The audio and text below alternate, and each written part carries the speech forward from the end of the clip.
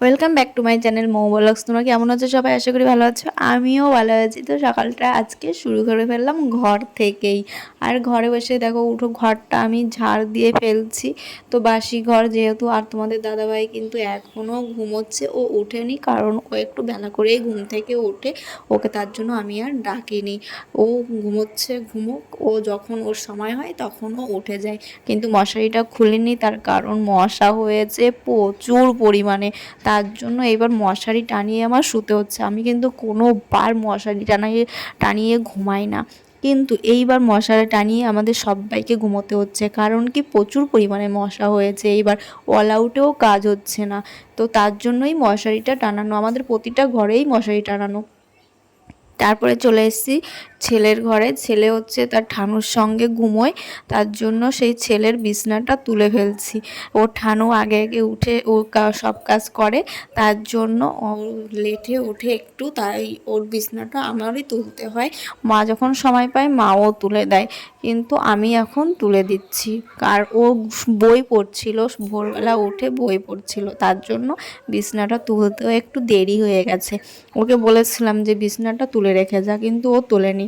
আর এইখানে আমি গেছিলাম এখানে আলু ভাবছি আনতে হচ্ছে দোকানে, তো আলু, আলু ছেলে কাটাও হয়ে হচ্ছে গেছে, ভাত এখন খেয়ে আমি যাবে, ভাজি তার জন্য করছি। তো ছেলে কারণ ও স্কুলে যাবে যাবে, টিউশনিতে, টিউশনে আর যাবে। টিউশনি ওর করে টিউশনিও আছে, একেবারে স্কুলও আছে স্কুল টিস্কুল একসঙ্গে। করে তো তারপরে সেই এখন বাজে 7:30টার হচ্ছে সময় বাড়ি 7:30, আসবে। ও 8টার সময় বেরোবে।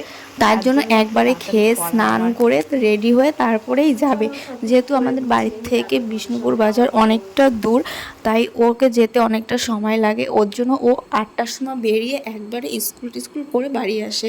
আর এইখানে জামাটা ইস্ত্রি করা হয়নি, আগের দিন ধুয়ে দিয়েছিলাম, তাই বলছে মা জামাটা একটু ইস্ত্রি করে দাও। তাই আমি একটু জামাটা ইস্ত্রি করে ওকে রেডি করি পাঠিয়ে দিয়েছি।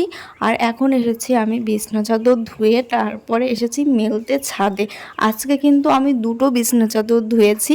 কারণ কি বলো তো, বাবা তো ওই টিনের ঘরে শুয়েছিল, যেহেতু আমার ননদ জামাই বাড়িতে এসেছিল, তার জন্য বাবা টিনের ঘরে ঘুমিয়েছিল, আর আমরাও ঘুমিয়েছিলাম হচ্ছে ঘরে। আর ওই ঘরটায় এখন তো বাবা আবার এই ঘরে ঘুমোচ্ছে, তার জন্য ওই ঘরের বিছনা চাদরটা ধুয়ে দিয়েছি।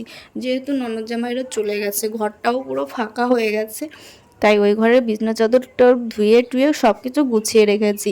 তারপরে এই যে আবার গরম আসছে, এই গরমের সময় বাবা কিন্তু ওই ঘরেই আবার শুবে। কারণ কি বলতো, ওই ঘরটা গরমের সময় না রাত্রেবেলা প্রচুর পরিমাণে ঠান্ডা থাকে, তার জন্য বাবা ওই ঘরেই ঘুমোয়। আর ওই ঘরে ঘুমোতেও কিন্তু বেশ মজা।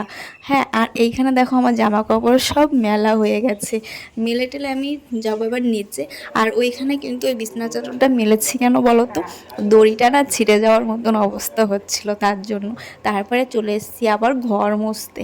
আর ঘর মোছার সময় কী হয়েছে বলো তো, তোমাদের দাদাভাই আমাকে হাসাচ্ছিল যে ঘর মোছাটাও তো ভিডিও করতে হবে।